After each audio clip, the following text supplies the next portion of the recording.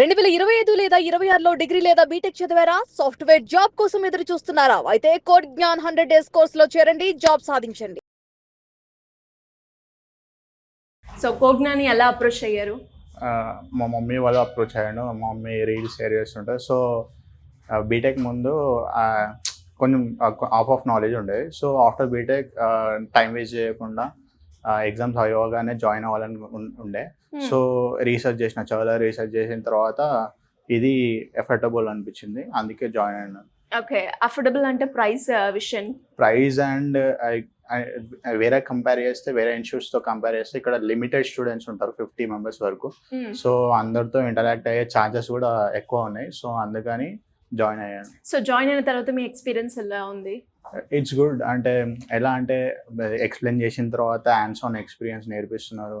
దాని తర్వాత ఏమైనా అర్థం కాకపోతే మళ్ళీ చెప్తున్నారు.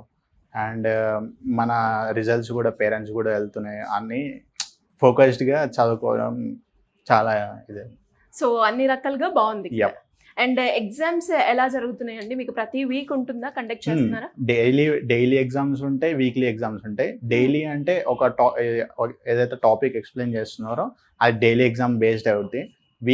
వీక్లీ ఎగ్జామ్ కూడా అట్లనే ఉంటుంది, సేమ్. అంటే ఇన్స్టిట్యూట్లో జరుగుతుంది, అది పేపర్ పైన. ఓకే, ఇక్కడ జాయిన్ అయిన తర్వాత అంటే కాలేజ్కి ఇక్కడికి డిఫరెన్స్ అయితే ఉంటుంది కదా, ఆ డిఫరెన్స్ మీరేం గమనించారు? కాలేజ్లో అయితే జస్ట్ వాళ్ళు ఏదైతే యూనిట్స్ ఉన్నాయో అది జస్ట్ చెప్పి వెళ్ళిపోతారు. అంటే మనకి లాంగ్వేజ్ నేర్పారు, యాజ్ ఎ సబ్జెక్ట్గా మనకి నాలెడ్జ్ వస్తుంది. అంటే ఇప్పుడు ఇక్కడికి వచ్చిన తర్వాత లాంగ్వేజ్ ఎలా ఇంప్లిమెంట్ చేయాలి, అంటే మనం రియల్ వరల్డ్ ఎట్లా ఇంప్లిమెంట్ చేయాలో, సో ప్రాక్టికల్గా we're learning that. Okay, so and అలాగే ఫ్యాకల్టీ కూడా ఎక్కువగా రియల్ టైమ్ ప్రాజెక్ట్స్ చెప్తూ ఉంటారు. అది స్టూడెంట్ కి ఉపయోగపడుతుందా? యప్.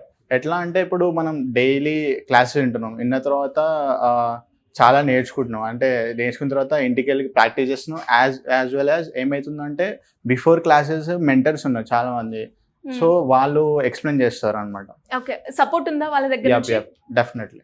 రిపీట్ క్వశ్చన్స్ అడిగినా కూడా అదే విధంగా మనకి ఆన్సర్స్ ఇవ్వడం, అంత పేషెన్స్ తో చాలా క్లియర్ గా ఎక్స్ప్లెయిన్ చేస్తున్నాం, అదైతే ఉంది, గ్యారంటీ ఇస్తాం. ఓకే, అండ్ ఇక్కడ జాయిన్ అయిన తర్వాత చేంజ్ గమనించి ఉంటారు. మీలో మీరు గమనించిన చేంజ్ ఏంటి? ఏమేమి ఇంప్రూవ్ చేసుకున్నారు?